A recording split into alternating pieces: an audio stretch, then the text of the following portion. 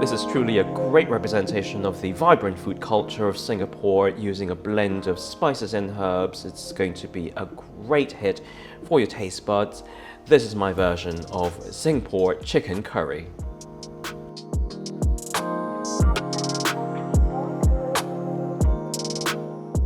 Hi, it's Shay here at School of Wok, and welcome back to another episode of Wok Wednesday. So today, for the Singapore chicken curry, we are going to be making the curry paste first. So what I did earlier was cut up a red onion and then followed by some garlic, ginger and some shallots, and then just finally added in my pre-soaked and de-seeded red chillies, and into the blender I also added just a tiny little bit of that soaking liquid from the chillies, and then just kind of gave it a really good blitz. Et voila, you have your curry paste made up in about sort of a few minutes, which is a lot faster than having to sort of pound it by hand in a mortar, although if you wanted to do that, good for you. So once that paste is out of the way, we are going to be cutting a few things, just some potatoes and some carrots, and also just prepping some lemongrass. So off we go. Just gonna start by peeling the vegetables. So with our carrots, we're just going to do a rolling bias cut, and all that is simply you're just going to cut down on the diagonal and then simply roll the carrot just slightly towards me and then do another cut. And then just carry on from there. It's a really nice way of presentation because it just kind of means you're not making little sort of boring round cuts, as it were. And with this really big potato, we're just gonna cut them into quite big chunks. Again, just anything angular is really quite nice in terms of presentation. We're not looking to make them too small because this is kind of a rustic dish. And also conversely, you don't want them too big because that's just going to take a little bit longer to cook. So anything that's going to take about 20 minutes or so to cook, that's kind of the size that you are looking for. And finally, also with the lemongrass, we're just going to just take the bottom bit off, first of all, quite hard. And then what we're going to do is we're just going to use the bottom half of the lemongrass. So we're just going to get rid of the tops here, and then we're just going to simply bash down slightly just so that it kind of opens up a little bit.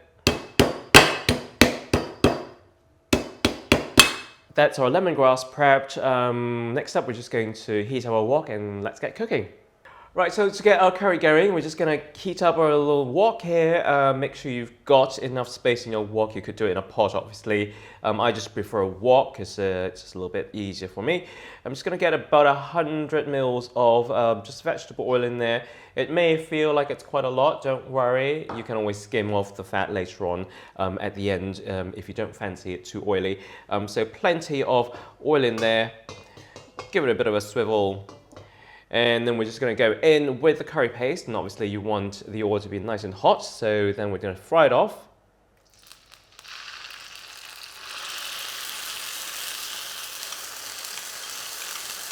And super important at this point, you want to be frying off your paste really well so it becomes nice and dry. Also, the paste is just going to darken ever so slightly. So give it a good few minutes, be patient with it. Obviously, go with a medium heat if you can, not too hot because otherwise the paste is going to burn. So you just have to kind of be here, monitor it, make sure it's doing okay.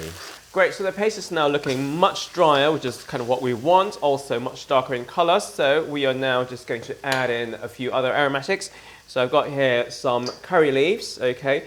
So for your curry leaves, you can just kind of pick them off of the stalks.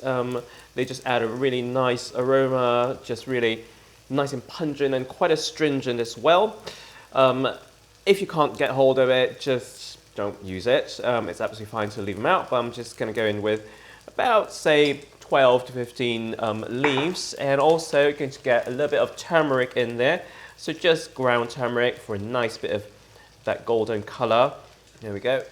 And also, start of the show, I've got some meat powder here, so meat curry powder. That goes really well with any kind of curry that you want to make. You can use it also for goat, beef curry, but this has got the really kind of the soul of the curry in it. Nice golden color as well because they also have some turmeric in there. So we're just going to fry off the paste with all of the dry spices. It smells really good already. Next up, our chicken can go in. We're using bone-in chicken thighs and drumsticks today. So give it a really good mix. Make sure it's all well coated in that curry paste. And don't forget also, you've got some lemongrass to go in. So these lemongrass can just go in like that, big chunks.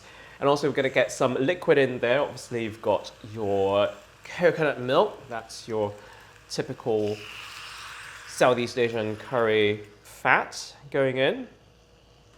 And just to make it slightly runnier, we're just going to also go in with some evaporated milk.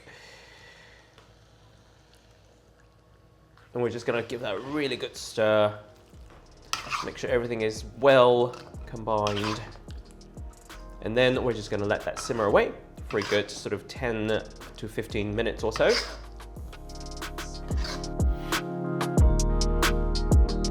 Right, so the chicken's had about 5 minutes. Do know that the curry paste can dry out a little bit, so you just may need to top up with a little bit of water sometimes, just to kind of make sure the chicken's being sort of covered by enough liquid. Just gonna go in now with some of the potatoes, or with the potatoes rather, as well as the carrots. Okay, so they'll need about a good sort of 15 to 20 minutes to kind of cook and soften. I'm just going to also season up now. I've got a little bit of magic powder, i.e. Chicken bouillon powder.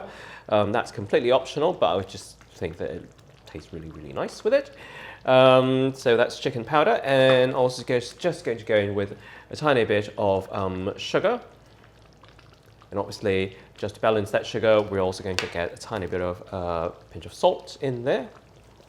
And just kind of give it a really good stir, and then just kind of every now and then just check that the bottom's not stuck. Don't want anything to burn, obviously.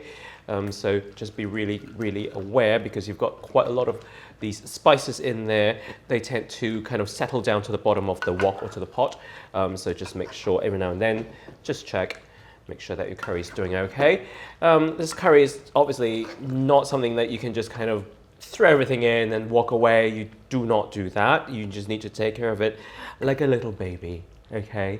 Just baby your curry and it'll be fantastic, right? So just kind of let that simmer away.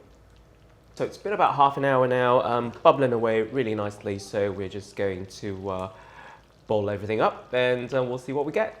Make sure you get plenty of potatoes. The lemongrass and the curry leaves can absolutely stay in there. They look quite nice as part of the dish, because we're not really having any kind of other garnish on top. When you do make this dish, you just want to make sure that you get quite a sort of a runny kind of consistency to your curry. Make sure it's not too thick, and also just keep topping up with water or stock if you find that it's going a little bit dry. This is just a fantastic curry for either cold or hot weather. It's just savory, it's sweet and spicy, and much better than any kind of curry recipe from New York Times, I dare say. Anyway, let's not go there. There was a whole controversy over it. We're over it now. Just enjoy this curry. It's much better than the drain curry that they had. Don't forget to like and comment and subscribe if you know what I'm talking about. You know what I'm talking about, hey.